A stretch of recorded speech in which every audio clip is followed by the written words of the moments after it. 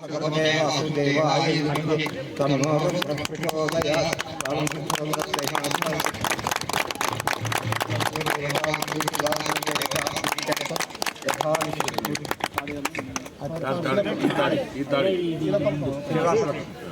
నమో భగవతే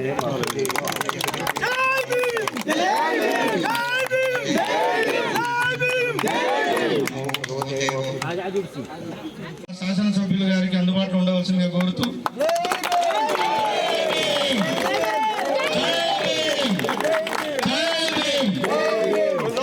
అంబేద్కర్ గారి ఆశయాలను తగ్గిద్దాం, అంబేద్కర్ గారి ఆశయాలను.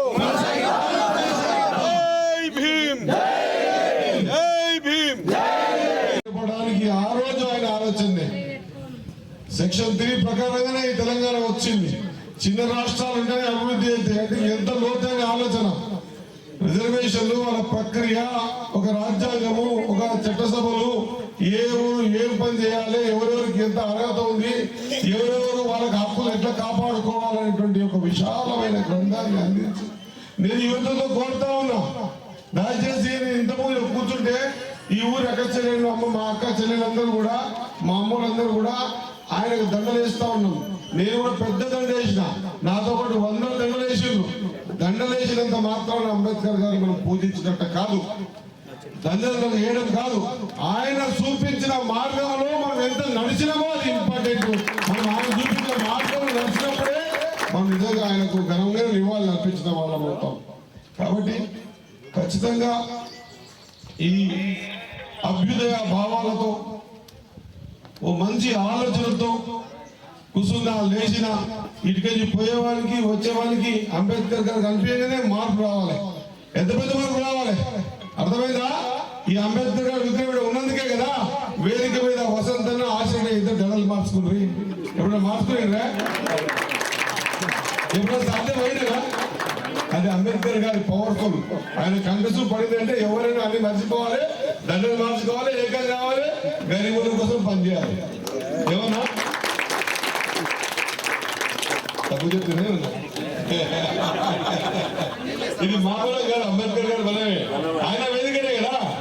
లేకుంటే ఎప్పుడు అనేసి సక్రమంగా పెట్రోల్ కానించి మన మస్తిపూర్ తాడేంటి వరకు, మస్తిపూర్లో కూడా ఊర్లో బాగాలేకుండే, ఆ ఊరు కూడా మొన్నటి టెంకాయ కొట్టిన శిష్యుడు అవుతా ఉంది.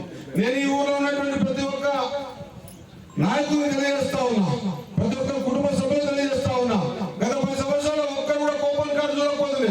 అరే అధ్యక్ష, ఇది మాట్లాడలేదు తప్ప, ఇది వేదిక ఒకటి, ఇంకోటి మాట్లాడి తప్ప అడిగింది కాబట్టి మునప్ప అడిగింది కాబట్టి చెప్పొచ్చు. మునప్ప అడిగిన అంతా మునప్పే పోతా బలంతా పోలే.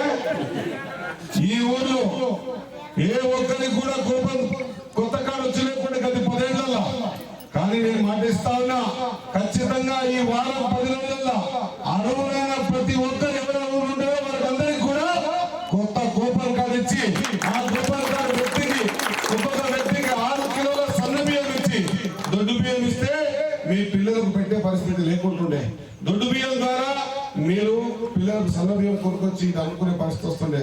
అట్లా కాకుండా సన్న బియ్యం ద్వారానే మీ ఇళ్ళలో అందరూ తినాలి. పండుగకు, పప్పలకు, దసరాకు, ఉగాదికు, సంక్రాంతికు, రంజాన్కు, ఇంకోటి బక్రీద్కు వచ్చేది కాదు, క్రిస్మస్ కు కాదు, ప్రతి రోజు కూడా ఇళ్ళలో సన్న బియ్యం తినాలి. నేను కోరుతా ఉన్నా, ఆ దిశలో మీరందరూ కూడా, నేనేమన్నా ఐఏఎస్ ఇట్లా పక్కన కూర్చున్న ఎంపీడో లాగా, ఎంఆర్ఓ లాగా నేనేమన్నా చదువుకొని రాలే. ఇంత ముందు మన వసంత కొడుకులాగా డిఎస్పీ చదువుకొని రాలే. నేను మీరందరూ కలిసి మా వాడు సీఆర్ అయితే మాకు పని చేయగలుగుతాడు, మాకు రోడ్డు కాపగలుగుతాడు, మాకు కూపన్ కోడ్ ఇప్పగలుగుతాడు. ఖచ్చితంగా ఈ ఊర్లో గత కొన్నేళ్ల కింద ఇల్లు లేకుంటుండే, ఈసారి కొత్త రూపం తీసుకొని మీ 30 గ్రామాలకు కూడా ఇల్లు ఇచ్చే కార్యక్రమాన్ని ఏర్పాటు చేసే ప్రక్రియ తీసుకుందాం. కొత్తగా ఆలోచించారు, రిహాబిలిటేషన్ సెంటర్లో కొత్తగా అప్పుడు కట్టుకున్నారు. ఇప్పుడు కొత్తగా కుటుంబాలు పెరిగినాయి. ఆ పెరిగిన కుటుంబాలకు కూడా ఖచ్చితంగా ప్రభుత్వం ద్వారా 5 లక్షల రూపాయల ఇల్లు ఇప్పించే బాధ్యత నేను తీసుకుంటా అని చెప్పేసి